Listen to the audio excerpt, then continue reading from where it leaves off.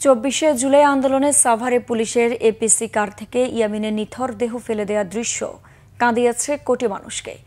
একজন শিক্ষার্থীকে কাছ থেকে গুলি করে হত্যার এই দৃশ্য নির্মম, নিষ্ঠুর ও অমানবিকতার।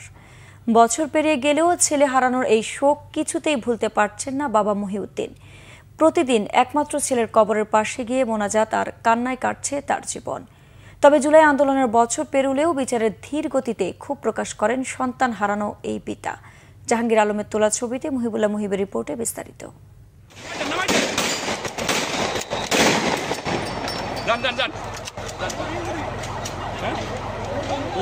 মহাসড়কের ওপর পুলিশের এপিসি কার থেকে ফেলে দেয়া হচ্ছে নিথর এক তরুণকে। গাড়ি থেকে সড়কে পড়তেই দুই হাত দুই দিকে আর পা দুটি ভাঁজ হয়ে যায় তার। একটি পা আটকে যায় এপিসির চাকার সঙ্গে। তখনও প্রাণ ছিল শায়েখ আসহাবুল ইয়ামিনের। পুলিশের হ্যাসকা টানে ফেলে দেয়া হয় সড়কের মাঝখানে, যেন মানুষ নয় কোনো বস্তু ছুঁড়ে ফেলা হলো। ২০২৪ সালের ১৮ জুলাই সাভারে পুলিশের গুলিতে এমআইএসটির কম্পিউটার সায়েন্সের শিক্ষার্থী ইয়ামিনের এমন মৃত্যু যেন স্তব্ধ করে দেয় বিশ্ব বিবেককে। ইয়ামিন হত্যার ১ বছর পেরুলেও চোখের পানি শুকায়নি তার বাবা মায়ের। আমি তো পোস্টমর্টম করব না, তখন আমার এক বন্ধু এএসপি ওরে ফোন দিলাম। আমি ফোন দেওয়ার পর কান্নাকাটি শুরু করে দিলাম। আমি বলছি যে কান্নাকাটি করে আর কি করবি, কিন্তু আমি তোমার ছেলেকে দাফন করতে পারছি না। কেন, কি হয়েছে?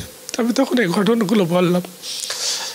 আমি বলছি তোর কোনো আইন আছে কিনা, কারণ আমি তো বলছে কেন তাহলে তুই পোস্টমর্টম কর। বলছে না, আমি পোস্টমর্টম করবো না, কারণ তোর পুলিশের বিরুদ্ধে আমি মামলাও কোনো দিন করবো না, আমি তো বিচার আল্লাহর কাছে দিয়েছি। দাফনের ইচ্ছে ছিল গ্রামের বাড়ি কুষ্টিয়ায়, কিন্তু পুলিশ আর আওয়ামী লীগের হুমকি এড়িয়ে ছেলের রক্তাক্ত মরদেহ রাতের অন্ধকারেই দাফন করতে হয়েছে সাভারে। সেই বিভীষিকাময় দিনের কথা মনে করে আজও আতকে ওঠেন ইয়ামিনের পিতা মহিউদ্দিন। আরে হুজুরকে বললাম যে আমি আমার বিবেচনায় এটা করেছি, তো বলছে না আপনি ঠিকই করেছেন, আপনার ছেলের গোসলের দরকার নেই। তারপর মাগরিবের নামাজ পড়ে আমরা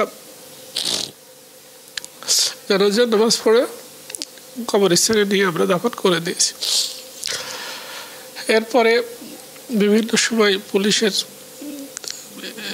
এসবি থেকে এবং ডিবির থেকে এবং থানার থেকে, 2 থানা থেকে, মানে কুমারখালী থানা আমাদের এবং সাভার থানার থেকে আমাদেরকে চেষ্টা করছিল যে আমাদের কোনো রাজনৈতিক কালার দেওয়ার জন্য।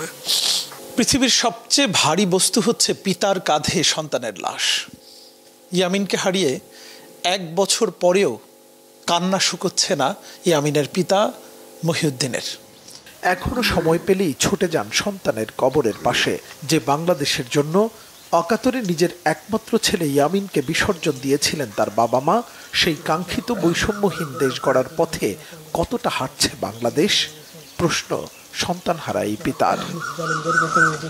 মুহিবুল্লাহ মুহিব, বাংলা ভিশন, ঢাকা।